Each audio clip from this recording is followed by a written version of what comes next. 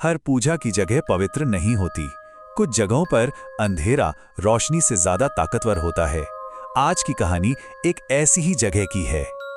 मंदिर की चौखट पर, हाँ, वहाँ आस्था है, सुकून है। लोग यहाँ आते हैं, सिर झुकाते हैं, अपनी मन्नतें मांगते हैं। पर इस मंदिर की पिछली दीवार के उस पार, जहाँ शायद धूप भी पहुंचने से डरती है, वहाँ सिर्फ मौत इंतजार करती है। जगह उत्तर प्रदेश के प्रतापगढ़ जिले का एक गुमनाम सा गांव, और यहाँ का ये पुराना शिव मंदिर, जिसके ठीक पीछे का इलाका एक प्रतिबंधित क्षेत्र था। मंदिर का पंडित हर आने जाने वाले से बस यही एक बात कहता था, और जब कोई वजह पूछता तो उसकी आंखें ऐसे देखती थीं जैसे वो कुछ ऐसा देख रहा हो जो सामने है ही नहीं। इस केस की फाइल का पहला पन्ना एक 19 साल के लड़के के नाम से शुरू होता है। एक ऐसा लड़का जिसने उस चेतावनी को बस नजरअंदाज कर दिया था। विक्टिम का नाम रोहित, उम्र 19 साल। हुआ ये कि घर लौटने के लिए उसने मंदिर के पीछे वाला रास्ता चुना, एक शॉर्टकट। उसे बस 10 मिनट में पहुंचना था, पर वो कभी नहीं पहुंचा। अगली सुबह उस रास्ते पर सिर्फ उसका एक जूता और मोबाइल फोन मिला। फोन में जो आखिरी चीज मिली वो एक ऑडियो रिकॉर्डिंग थी, बस 3 सेकंड की, जिसमें हल्की हवा की आवाज थी और एक औरत की साफ फुसफुसाहट, इधर आ। रोहित की गुमशुदगी को अभी ठीक 7 दिन ही हुए थे कि उसी जगह पर मौत ने एक बार फिर दस्तक दी। इस बार सब्जेक्ट थी शांति देवी, उम्र 62 साल। उनकी लाश मिली। शरीर पर एक भी निशान नहीं था, कोई खरोच तक नहीं, बस आंखें पूरी खुली हुई थीं और मुंह जैसे कुछ कहने की कोशिश कर रहा हो। मेडिकल रिपोर्ट में मौत का कारण था दम घुटना, पर ऐसा कोई शारीरिक कारण नहीं मिला। ऐसा लगा जैसे किसी ने शरीर से सांस ही खींच ली हो। इन 2 मौतों के बाद गांव का वो 25 साल पुराना राज, जो अब तक दफन था, अब और छिप नहीं सका। गांव के एक बुजुर्ग ने आखिरकार चुप्पी तोड़ी। उन्होंने बताया कि 25 साल पहले एक तांत्रिक ने उसी जमीन पर एक औरत की बलि दी थी। यह मंदिर दरअसल उस जमीन को शांत करने के लिए बनाया गया था, पर वो जमीन कभी शांत नहीं हुई। मामला पुलिस तक पहुंचा।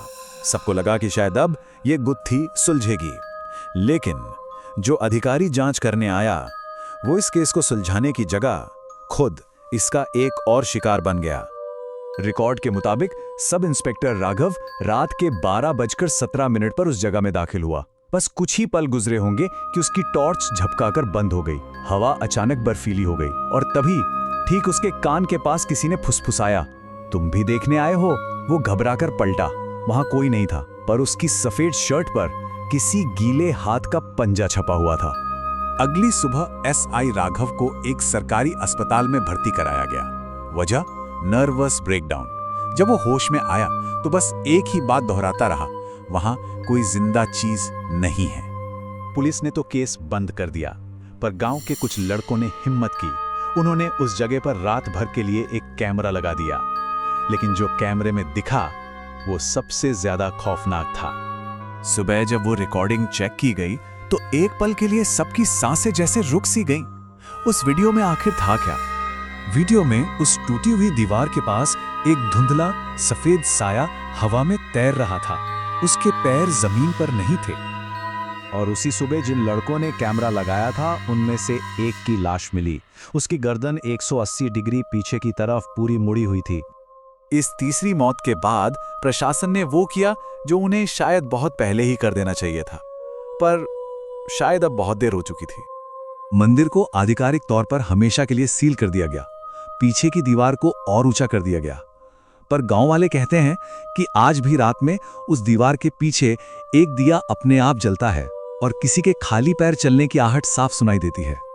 ऐसा कहते हैं कि आज भी जो कोई उस सील की हुई दीवार के ज्यादा पास से गुजरता है, उसके कदम लड़खड़ाने लगते हैं।